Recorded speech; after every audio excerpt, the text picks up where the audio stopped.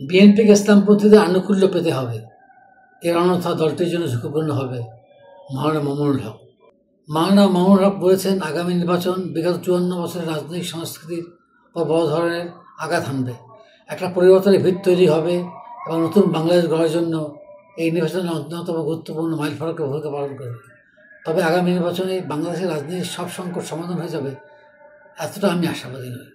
গত 20 আগস্ট প্রথম আলোয় প্রকাশিত সাক্ষাৎকারে বাংলাদেশ খেলাফত মজলিসের আমির হেফাজতে ইসলামের কেন্দ্রীয় যুগ্ম মহাসচিব মাওলানা মামুনুল হক এসব কথা বলেন।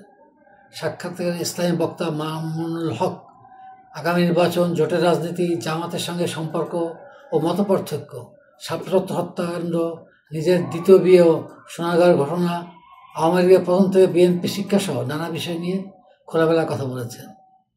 সাক্ষাৎকারে মামুনুল হকের বক্তব্যের নির্বাচিত অংশ পরিবেশন করছি। আমরা মনে করি বিএনপি কোনোভাবে আওয়ামী লীগের মতো ফ্যাসিবাদী আচরণ করবে না। দলীয়ভাবে আদর্শগতভাবেও বিএনপিদের সেই ধরনের দমন পীড়নের মানসিকতা নেই, এটা ঐতিহ্যগতভাবেই আমরা মনে করি। আর আসলে বিএনপির মধ্যে সে ধরনের দমন পীড়নের সামর্থ্যও নেই। আর আমি মনে করি 24 গণঅভ্যুত্থান থেকেও বিএনপি শিক্ষা নেবে। শেখ হাসিনার মতো আয়রন লেডিও কিন্তু জনপ্রতিরোধের সম্মুখীন হয়ে দাসের ঘরের মতো বেসে গেছেন। কাজে আমার আশঙ্কা, অদূর ভবিষ্যতে বাংলাদেশে আবার এইরকম একটা ফেস্টিভ্যালের জন্ম হবে না। সেক্ষেত্রে বিএনপি থেকে আমরা ভালোই আশা করি। আমি মনে করি বিএনপির জন্য বাংলাদেশের রাজনীতির স্থায়িত্বের যে জায়গা, সেটা হলো তাকে ইসলামপন্থীদের সঙ্গে আনুকূল্য নিয়ে বাংলাদেশের রাজনীতিতে অবস্থান করতে হবে। অন্যথা হলে সেটা বিএনপির জন্য ঝুঁকিপূর্ণ হবে। হেফাজত ইসলাম যেহেতু অরাজনৈতিক সংগঠন, সে কারণে হেফাজত ইসলাম প্রত্যক্ষভাবে কোনো ভূমিকা পালন করবে না।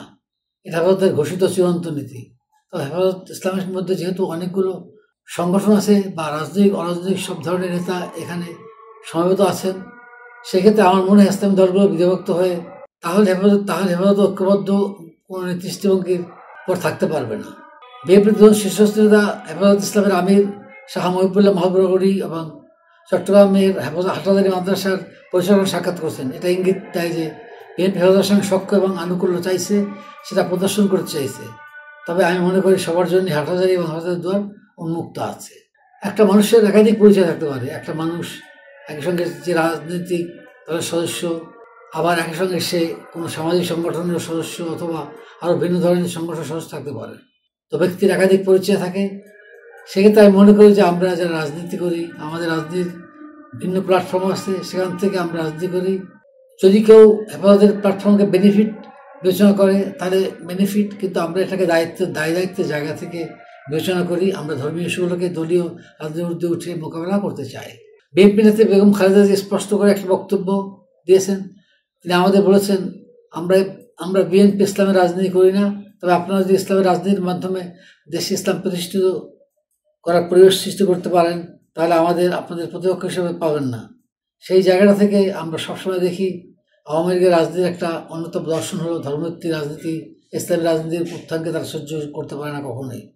তারা কখনো কখনো ব্যক্তিগত ধর্ম পালন বা ধর্মীয় ব্যক্তিত্বের শ্রদ্ধা করা, ভক্তি করা করেন, কিন্তু রাজনৈতিক তাই হিসেবে রাজনৈতিক নেতৃত্বের জায়গায় তারা ইসলামপন্থী বা ইসলামী আদর্শের অনুসারী কাউকে সহ্য করতে পারেন না, করেনও না।